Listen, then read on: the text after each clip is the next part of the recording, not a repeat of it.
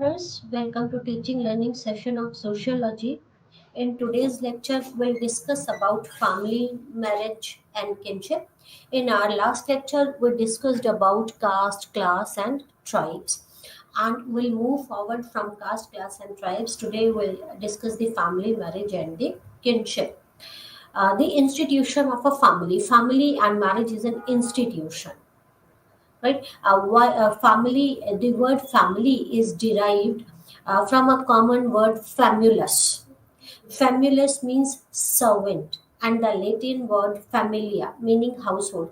So, family is derived from a Roman word famulus, as well as from the Latin word familia. Famulus means servant, and familia means household, right? The family is one of the most primary groups in the society. As we know, we divide the groups into two: the primary groups and the secondary group. So family is a primary group. When someone is born, they come in contact with first they come in contact with the family. That's why it is known as the family group. It is one of the primary groups in the society.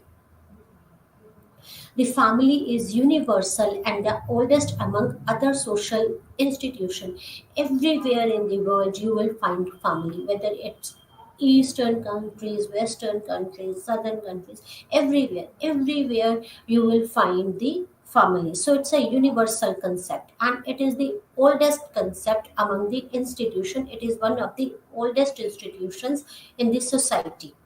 Family is more or less durable association of husband and wife with or without children. So what is family? Whom we call a family? Family is an association of a husband and wife with or without children. It is a group of a person whose relation to one another are based upon blood or affirms, who are therefore kin to one another. So, who are the family? All the members, all the persons, right? It is a group where persons are related to each other because of the blood, right? Right, like mother and a child, or because of affine relationships, because of marriage, right? When you are when you have a relationship on the basis of blood or relationship because of the marriage, right? And then we call that group a family. Family is a group defined by sex relationship sufficiently precise and enduring to provide for procreation and upbringing of a children. As I told you, what is family is a group of a person who are associated because of the blood or because of the marriage relationships, right? So another way we can define the family as a sex relationship sufficiently precise to enduring and provide procreation and upbringing of the children. These are the two main objectives of the family. What are the main objectives of the family? Procreation. Why we create a family? Because of procreation and to upbring the child. It is a social group characterized by common residence, economic cooperation, and reproduction. Right? So it's a group of a person related. Try to understand. It's a group of a person related to each other by blood or marriage. The objective of family is procreation and upbringing of the children. And how it is characterized? It is characterized by the common residence. Those who are related to each other resides in a common vicinity, in a common house. Common, they share a common residence. So common residence, if someone is sharing a common residence, mostly family shares a common residence, so they share a common residence. Economic cooperation is there, everyone helps each other economically. And reproduction is another function of family because procreation is the objective of the family. Family is a biological social unit composed of husband, wife, and children. It is basically a unit composed of husband, wife, and children, or a husband, wife without children. If husband, wife don't have a children, even then that is known as a family. Right? Family is a primary group, and family is a system of relationship existing between the parent and the children. Some features of the family: universality. Family is a universal unit and existed in every age and in every society. Every person is a member of one family or another. So it is universal in nature. Everyone has a family. Every individual has a family. In every a family exists in every society, and it existed in every age. Next feature is financial provision. Every family makes some kind of financial provision so that all the basic requirements of family can be met of the members of the family. Economic cooperation.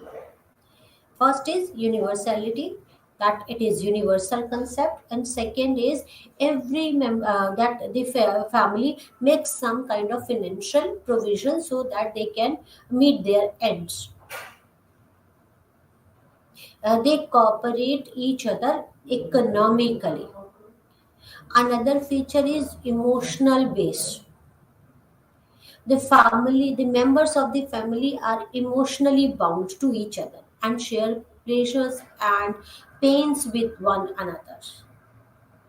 It is very important feature that they are bonded emotionally. They share sorrows, they share pains, they share happiness with each other. Social regulation. In a family, the members are trained through socialization to follow the social norms, customs, culture in process of socialization. Family is a primary group, it's a primary socializing agent. Children starts socializing, children learns the concept of socialization in the family. Family is the basic institution, or family is the one which tells the children what to do and what not to do. Family teaches the social norms, the customs, and social conduct. And this is socialization. So, family is the one which helps in or which is responsible for the socialization of our children.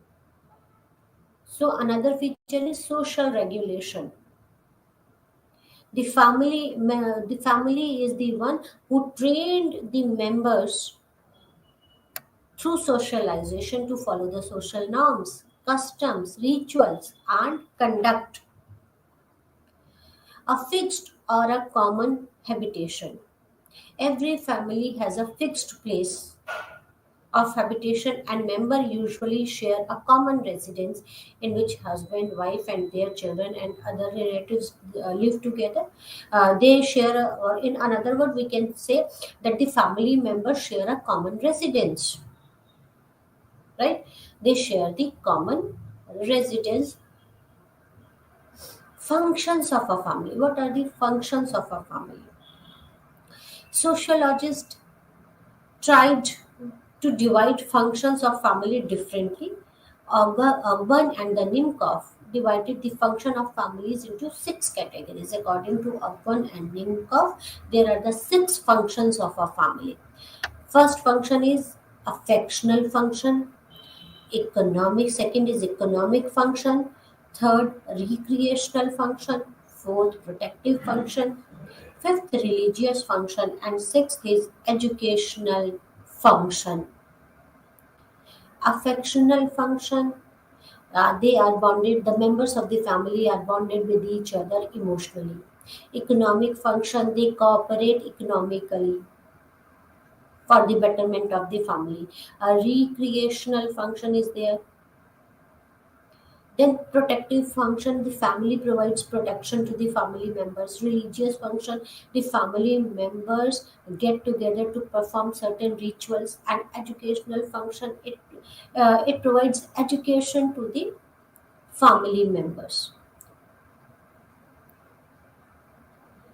Satisfaction of biological function or the sexual need is one of the functions. Another function is protection and rearing of our children. Procreation is one of the main function of family, and then upbringing of our children. Provision of home and minimum basic facilities or economic functions. That is, every family makes certain financial uh, uh, or they certain they that they need money, they need finances to meet their needs. So they help each other economically. Giving love and sympathy or a psychological function is another function. Then protection of young one. Family provides protection to the young people. Socialization, the most important function of family is socialization.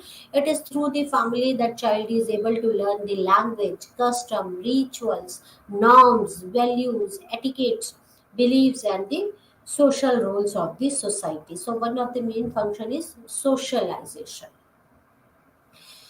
We can divide the family, right? There are types of the family, right? The classification is of family is into two: the nuclear family and the joint family. And it is on the basis in which families are organized. On the basis of organization of the family, we divide it into the nuclear family and the joint family. The most popular definition of nuclear family refers to the nuclear family as a group consisting of a husband, a wife, and their unmarried children. That is a nuclear family.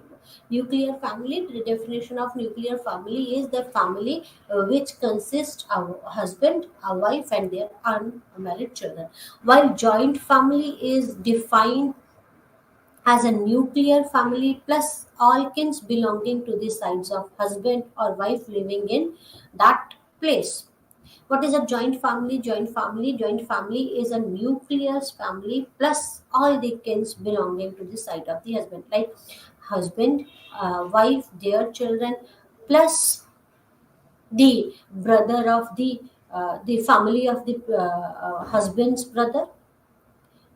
If it's a patrilineal family, that is the husband's brother, brother's wife, and children of the brothers, or at times the parents of either of the husband or wife. That is a joint family. Extended family is used instead of the term joint family to indicate the combination of two or more nuclear family is based on parent children relationship. There could be extended family, right? Nature of joint family in India. There are that the joint family is commensality. Most of the studies of joint family uses the commensality, that is they eat together, right? They cook and eat food from the same kitchen. That is the main thing, main characteristics of the joint family. They share a common residence. Second is they share a common residence. And third, so first is they cook and eat food from the same kitchen, right? And the joint ownership of property is there. If there is a joint ownership of a property, if you have a some property and everyone has a uh, share in that property, then that family is known as a joint family. Cooperation and sentiment. Scholars like IP Desai Kapadia points out that jointness should looked into a functional terms. A functionally joint family lays stresses on fulfillment of obligations towards kin. So, what's the cooperation and sentiment? In a joint family, every member help each other and they are bonded emotionally. And apart from the emotional bonds, there are certain ritual bonds. The ritual bonds of a joint family are considered to be important components of the jointness, because all the family members sit together to perform certain rituals, right? So, a quick recap of a family. Family is derived from the word famulus, right? We can divide the family into two on the basis of organization: nuclear family and a joint family. Nuclear family consists of a husband, wife, and their children, and the joint family consists of two or more nuclear families, right? And extended family, there is another term, extended family. Extended family could be a nuclear family plus few other relatives, like say the brother, unmarried brother, or an unmarried sister could be an extended family, right? Then there are certain characteristics of a joint family, Indian joint family, that is, they share the common residence. They cook and eat food from the same kitchen. They have equal rights in the property, right? Joint ownership. They cooperate each other and they have emotional bonds, as well as they share the ritual bonds. They sit together to perform certain rituals. The main objectives of the family is to provide procreation, upbringing of the children, right? And family is a primary group, and it plays an important role in socialization of children, right? And then functions of a family, we can divide, or Akbar and the Nimkov has stated the six functions of the family, that is affectional function, economic function, recreational function, protective function, religious function, and educational function, right? I hope this is clear. Now, marriage. What is marriage? Marriage is again an important social institution. Family is also an social institution. Marriage is again an social institution, right? It is a relationship which is socially approved, and the relationship is defined and sanctioned by customs and law. What is marriage? Right? What is marriage? Marriage is an institution. Why it is an institution? Because this is socially approved, right? This relationship is defined and sanctioned by customs and laws, socially as well as legally, right? It gets sanctioned socially as well as legally. And this relationship is defined and sanctioned by the customs and laws, and it is socially approved. It is very important. A marriage should be socially approved. If it is socially approved, or if it is defined and sanctioned by the customs and law, then only it is a marriage. Otherwise, it is not a marriage. Marriage is an institution, right? It has been defined by sociologists and anthropologists with reference to a sexual union between men and a woman for procreation. The main function of marriage is procreation. Then establishing a legitimacy of a children born out of a union. And third is acquisition of certain legal rights, right? So marriage, so it defines the marriage with reference to various anthropologists and the sociologists have defined the marriage, and they have defined it on the basis of the procreation, that is the sexual relationship between husband and a wife. And then on the basis of the establishing the legitimacy of the children born out of the union, and the acquisition of the certain rights.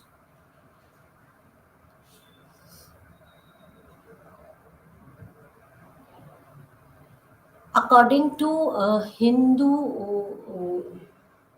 according to Hindus, marriage is a dharma, and according to Muslim and Christian, it's a contract, right? Kapadia has defined the marriage as the main components of marriage is praja, dharm. First important thing is dharm because it's a dharm. According to Hindu customs, marriage is a dharm. Everyone should get married. Then second is praja, that is procreation. Then third is rati, that is satisfaction of sexual desires.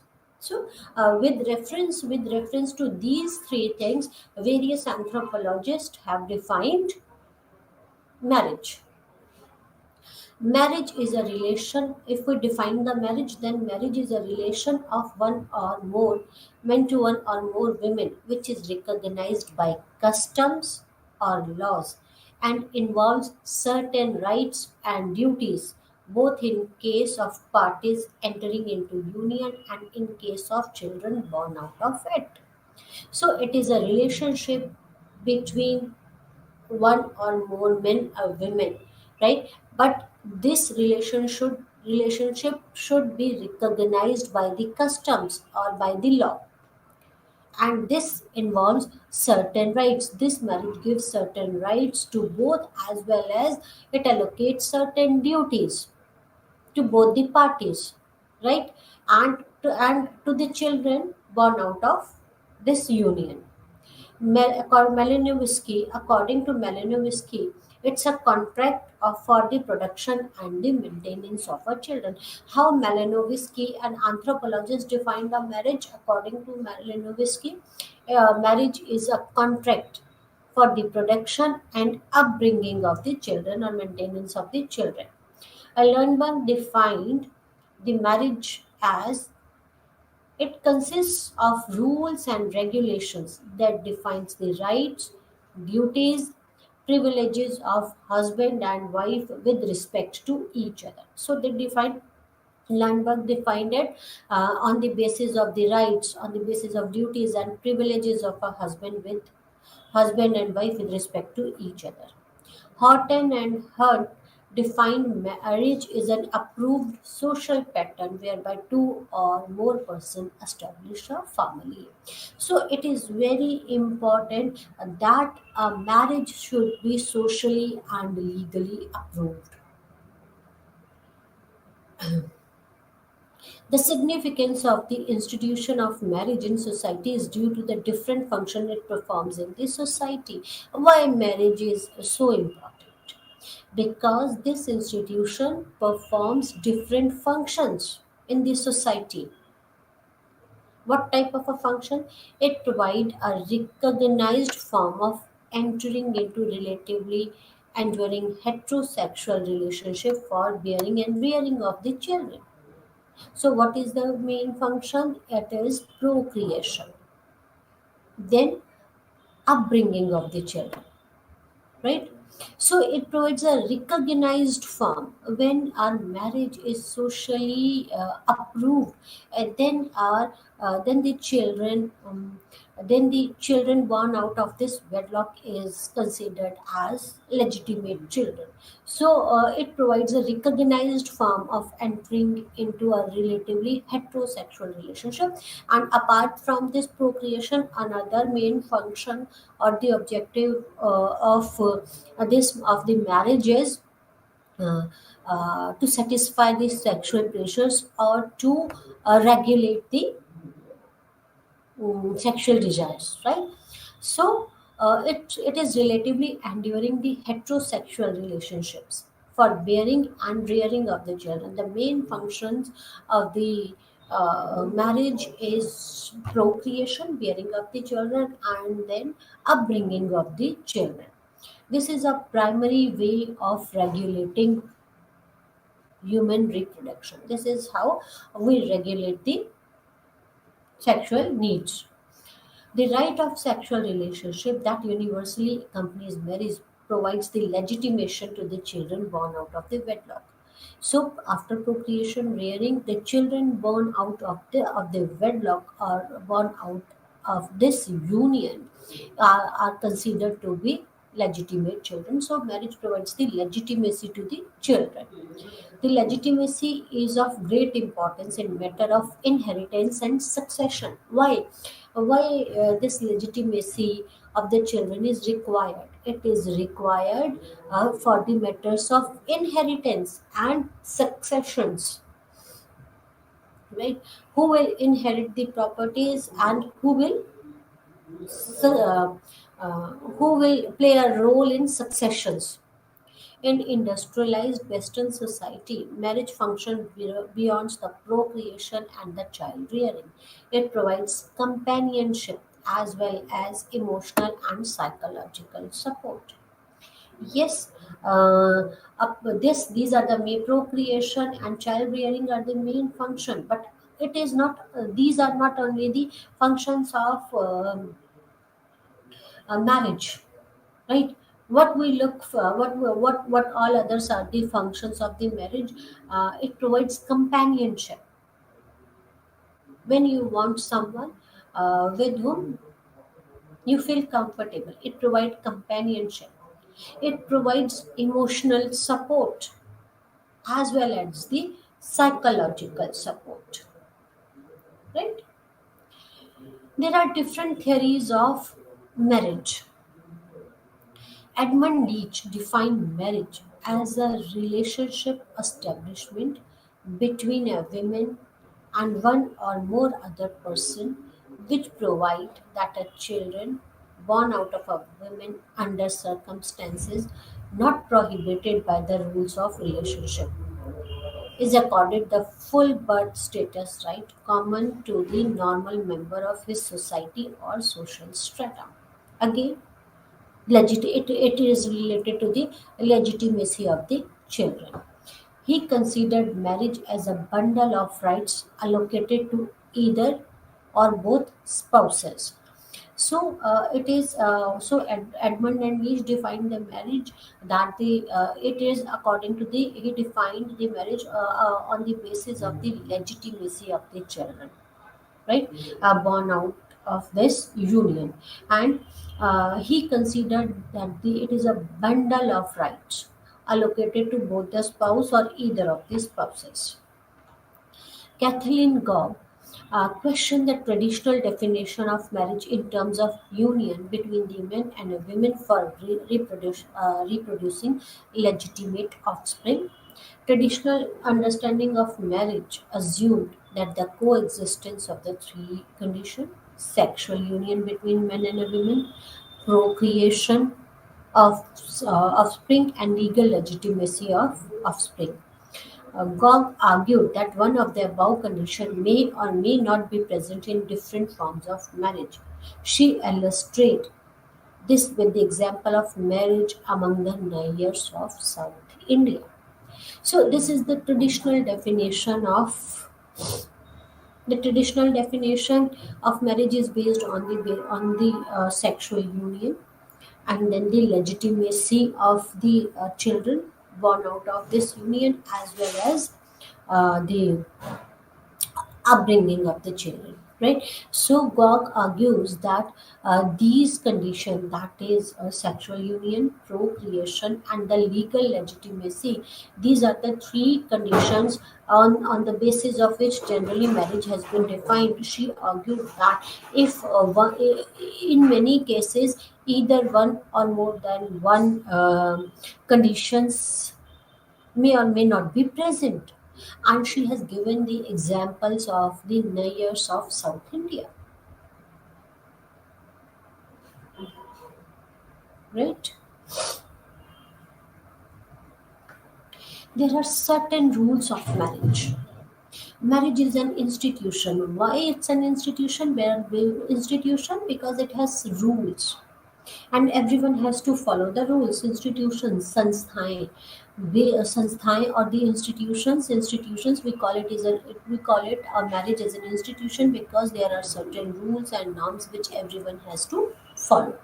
right? There are certain rules of marriage, that is exclusion or inclusion of marriage partner. There are basically two type of rule. uh, One is about whom one should marry and one should not marry. That is exclusion or inclusion. Whom one should marry, there are rules whom one should marry, and there are the rules whom one should not marry. Right? First is rule of prohibition, stating the kin or relative whom one cannot marry, that is prohibited as a marriage partner. The rule of exogamy in North India is an example of rule of prohibition. Rule of prohibition, as the name indicates, prohibition, prohibited, right? So it states whom one cannot marry, or one who are prohibited as a marriage partners, whom one cannot choose as a marriage partner. There are certain rules, there are certain things one cannot, there are certain rules whom one cannot marry, and this is the rule of exogamy in North India, right? That is rule of prohibition, whom one cannot marry. There are certain rules of prescription, and this is known as endogamy. Prohibition, rule of prohibition, that one should not or one cannot marry, and a rule of prescription, prescribing the preferential marriage partner, that are the relatives who are preferred for the marriage. Prescription, whom one can marry or one should marry. There are certain rules for um, there are certain rules or which prescribes the preferential marriages or the partners that are the relatives who are preferred for the marriage. The practice of cross cousin marriage among South Indian is an example of rule of prescription whom one should marry. What is this is known as endogamy, exogamy. Remember this thing, exogamy. There are basically a rule of exclusion and rule of inclusion. Exclusion and inclusion. Exclude and include. Exclude is one cannot marry or one should not marry. This is rule of prohibition or exogamy.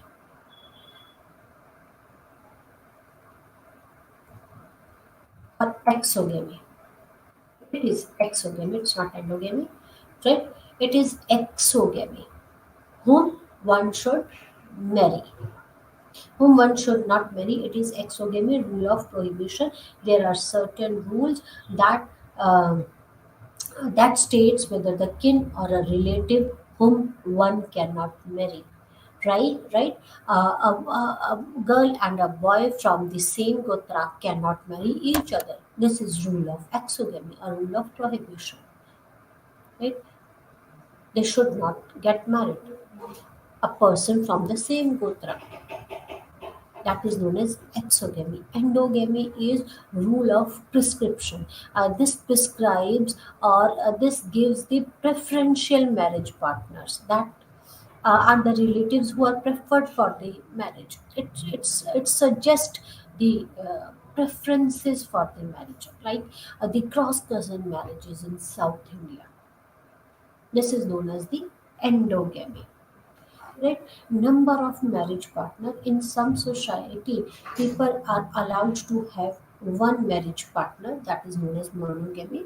Even in India, monogamy is there, that one husband can have one wife, or a one wife can have one husband, that is monogamy. One that People are allowed to have only one marriage partner, whereas in many other society they are allowed to have more than one marriage partner, and that is known as polygamy. So number of marriage partners, monogamy or polygamy. In some society monogamy has been followed, in some societies polygamy has been followed. Monogamy is when one can have only one partner, marriage partner. Polygamy, where one can have more than one marriage partner, means that is polygamy, right? Status of a group in which preferably girls are married, right? It could be the higher status group, hypergamy, lower status group, hypogamy, and the equal status group, isogamy.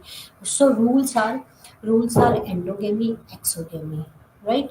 Exogamy means a rule of prohibition where one cannot marry. Then endogamy is that is the rule of preferences, that it suggests where one should get married, right? Then there is a rule on the basis of number of partners, marriage partners, monogamy or polygamy. Monogamy is where one partner can have where a person can allowed to have only a single partner, that is monogamy. Polygamy, in some societies polygamy is allowed, where one is allowed to have more than one partners, right? One can marry more than one person, that is polygamy. Then on the basis of the status of group, that is the hypergamy. Hypergamy is when one gets married to the higher caste or to the higher group, higher status group, not the caste, higher status group, then that is known as the hypergamy. When one gets married to the higher status group, that is hypergamy. Hypogamy is when one gets married to the lower status group, that is hypogamy. And one get married to the equal status, that is known as isogamy, right? Then is incest taboo. One of the basic and universal rule of exclusion of marriage is incest taboo, or a rule of prohibition of marriage or sexual union between the members of the primary family. So that is, the members of the primary family cannot marry each other. Right? That is, marriage between the siblings is not allowed. This is incest taboo, that the members of the same family or the primary members, right, primary family or members of the primary family cannot marry each other, that is siblings. Example is sibling. Okay. In society with unilinear descent system, whether it's a patrilinear or matrilinear, the incest taboo is often defined based on the distinction between two kinds: the first cousin, parallel cousin, two kinds of the first cousins, parallel cousin and the cross cousins. Right. So, because there is an incest taboo that one cannot marry the members of the primary family, in society where descent system is unilinear, we define the cousins as the parallel cousins and the cross cousins, right? And then we define whether the marriage is allowed or not. Sexual relationship with a parallel cousin uh, is incestuous because they belong to the same generation and same descent group, right? Or sexual relationship between cross cousin is allowed because they belong to the opposite group or moiety, right?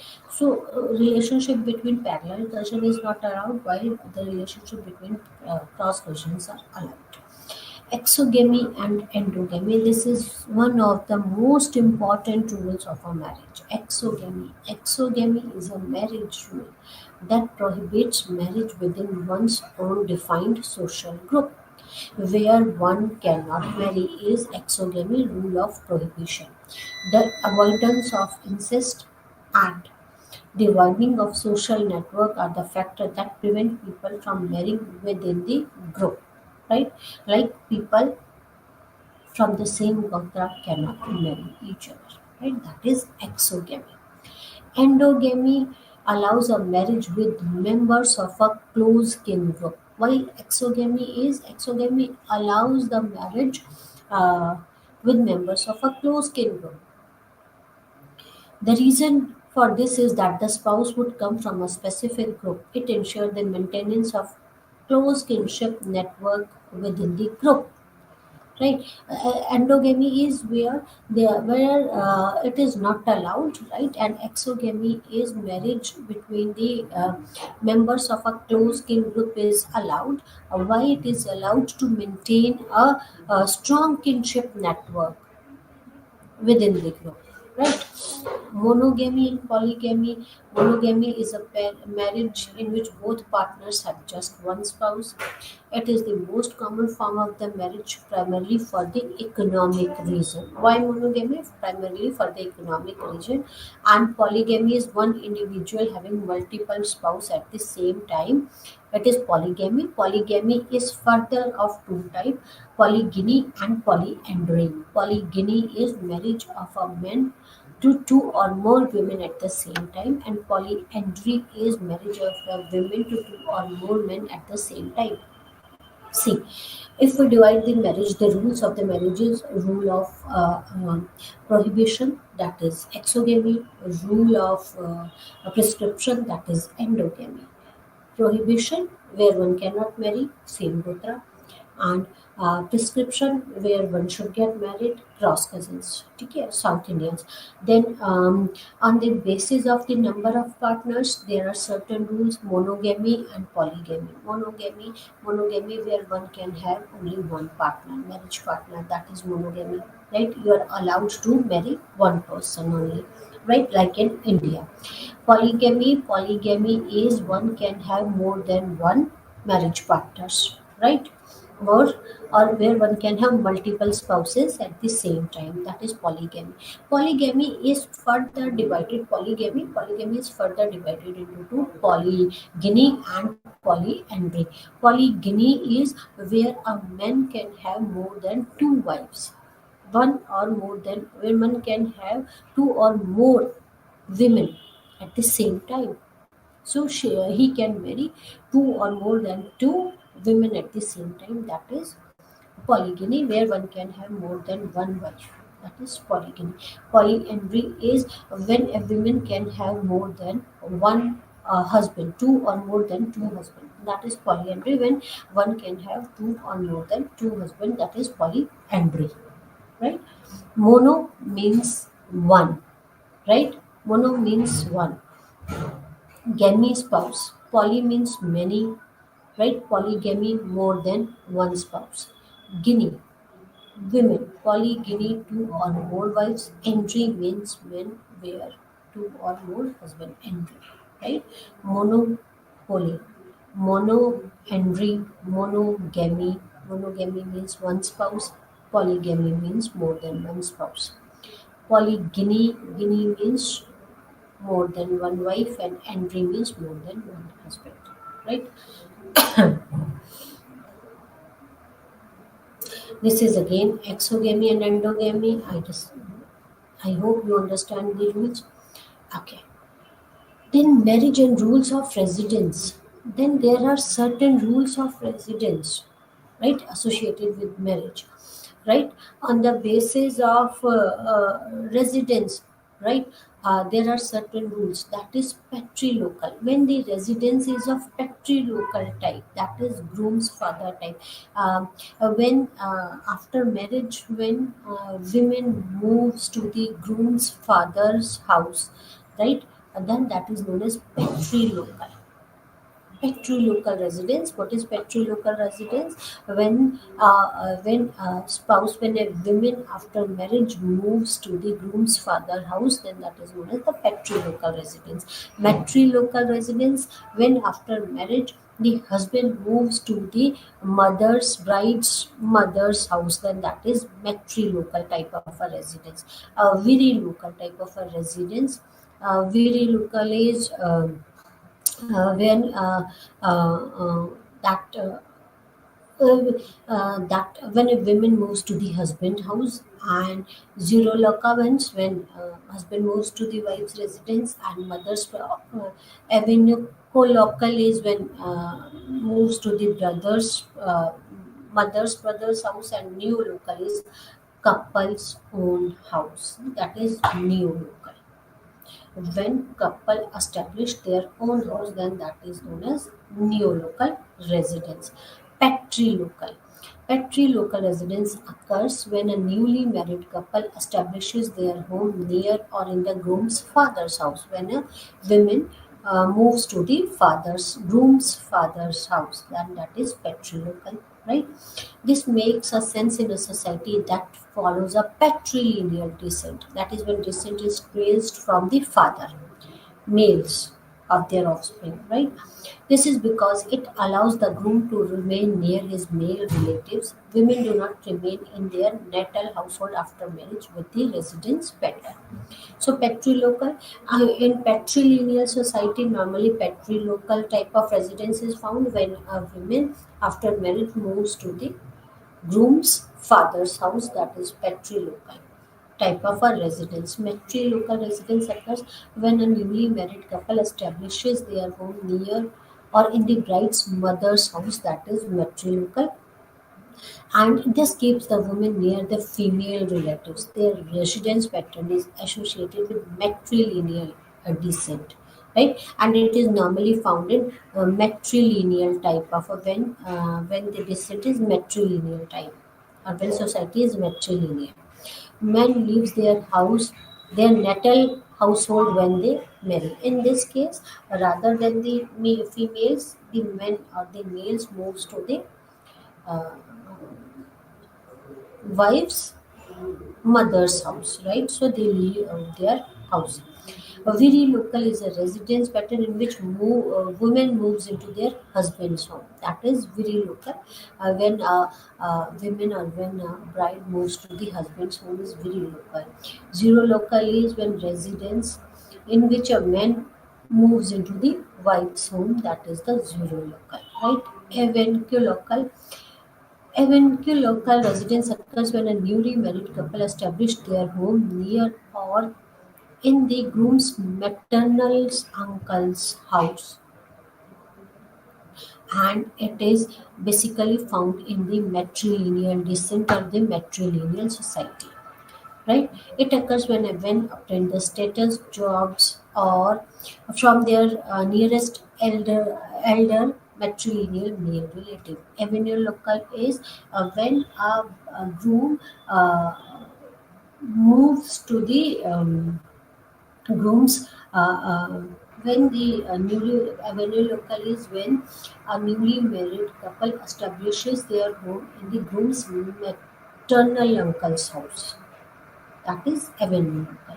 And then having women's son live near her brother allows the older man to more easily teach his nephew what he needs to know in order to assume his matrilineal inherited role. Why it has been done? So that that the uncle can easily teach his nephew about the rituals, about the customs of the family, right? A neolocal. Neolocal is what is neolocal? Neolocal residence occurs when a newly married couple establishes their home independent of both set of relatives. It has been popular and common in contemporary society and is largely because suits the culture emphasis on the independence. Neolocal is when the newly married couple establishes their own home rather than moving to either sides, rather than moving to the groom's father's house or the bride's mother's house. They establish their new house, that is known as the new local. So there are certain rules on the basis of marriage, rules on the basis of prohibition, or on the basis that is exogamy, on the basis of prescription, that is endogamy, rules, marriage rules uh, on the basis of the number of spouses one can have, monogamy and polygamy. Polygamy is further divided into polygyny and polyandry. So in some societies, polygamy is allowed, but polygyny is allowed, not the polyandry. And in some cases, polyandry is allowed, especially in tribes. In some tribes, polyandry is allowed, but not polygyny. So, and in some societies, both polygyny and polyandry is allowed. That varies from society to society. So, polygamy and polyandry. So, on the basis of number of spices, I think there are certain rules on the basis of the types of the residence, that is patrilocal residence or matrilocal residence or avuncular or neolocal residence, right? Where one where that after marriage where the newly wed couple will move. Patrilocal residence when the couple or newlywed couple moves to the groom's father's house. That is patrilocal. Matrilocal is when a newly wedded couple moves to the bride's mother's house. Then that is matrilocal. Virilocal is when the wife moves to the husband's house, that is very local. Zero local is when the husband moves to the wife's house. Avenue local is when this mm, newly wedded couple moves to the groom's maternal uncle house. That is avenue local, and neo local is couple's own residence when they establish their own uh, house. Then that is known as neo local. MB local residence occurs when a newly married couple has a choice of living with or near the groom's or the bride's family, and couple may also live for a while with one set of a parent and then move to live with other. That is MD local. That is they live turn by turn with the groom's parents as well as with the bride's parents. Then that is known as MB local, right? Okay. There are certain economic transactions are involved in the marriage, right? So marriage economic transactions are also involved in marriage, and the first is dowry. Dowry is a form of marriage present in which there is a transfer of material wealth in form of jewelry, clothes, furniture, etc., from a family of a bride to the groom and his family. So there are economic transactions. There are certain rules for the economic transactions also. First is dowry. Dowry is the transfer, or it is a form of marriage presents, and there is a transfer of a material wealth in form of jewelry, material wealth in form of toys or in form of furniture or other gifts, right? From a family of bride to the groom's family or groom, right? That is one thing. It is neither to be understood as a form of bride's wealth because she has no control over it, and the material money is used by her husband and his family. Normally, this money which has been given to the groom to the groom and his family has been utilized by the groom and groom's family, and uh, bride has no control over this money, right? This material wealth. This is bra- uh, one thing. And next is bride price. What is the bride price?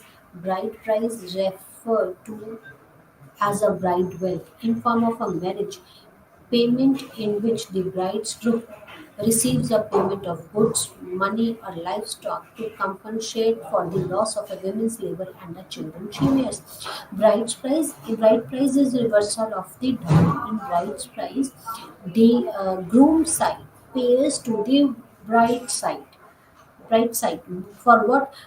They pay to the bright side as a compensation for the loss of the women labor, because they are because if she'll be with them, she'll help them economically. But when she get married and she will move to her husband's house, then there is a loss of women labor and the loss of the children she bears. So, in compensation of that, the groom side pays to the bride side, and this is known as the bride price. These exchange relations between families may persist over many years, and in some societies constitutes the chief means of circulation of wealth. In this situation, marriage is a corporate enterprise in which control over prestige, valuable is exercised by an older generation of the men. So the older generation of the men has control over this, right? Marriage payment are thus way of establishing and securing alliance and for allocating women's labor power and fertility. Bride price is not the payment for the women, but rather is seen as a value of labor of a woman. The efforts involved the bride's family in raising the family and the labor values of women's offspring. So basically, this bride price is not considered as a price for a girl. It is considered as a price of the labor. It is the value of a labor of a woman. They consider that they are giving a human resource to someone else. If she will be with them, she would have helped them economically, and as well as she, as well as the labor of the values of women's offspring, right?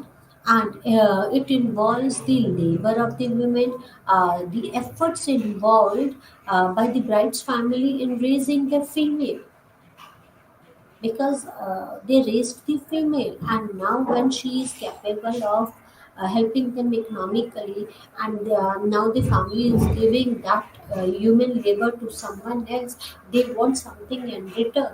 So rather than consider, they don't consider it as a value for the girl, they consider it as a value, as a labor for a women's, as the value for the labor of a woman, right? Next is bride service. A bride service is a custom in which the groom or the husband is expected to render services for a stipulated period for family of his wife.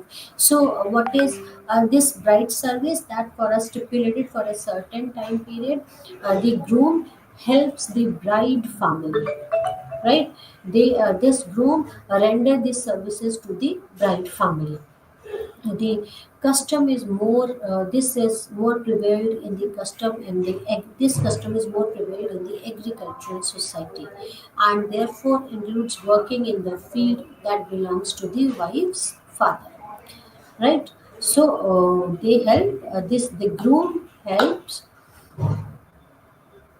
or the groom provides services to the bride's family. This is the bride's service. So that's all for today, right? In today's lecture, we discussed about the family and about the marriage. Family is an institution, marriage is an institution, right? Family is derived from the Latin word famulus, right? Which means household. Family, there are certain characteristics of a family. Family is family helps each other economically. Family members are emotionally bonded, right? They share a common residence. When someone shares a common residence, then they are considered as a family. What is a marriage? Marriage is again an institution when men and women, that why family, why marriage is required. What is the objective of the marriage? Marriage is the main objective of marriage is procreation. The second objective is upbringing of the children, and the third objective is the fulfillment of the sexual desires, right? There are certain rules associated with marriage which we discussed in today's lecture. Well, that's all for today. Thank you very much. Namaskar.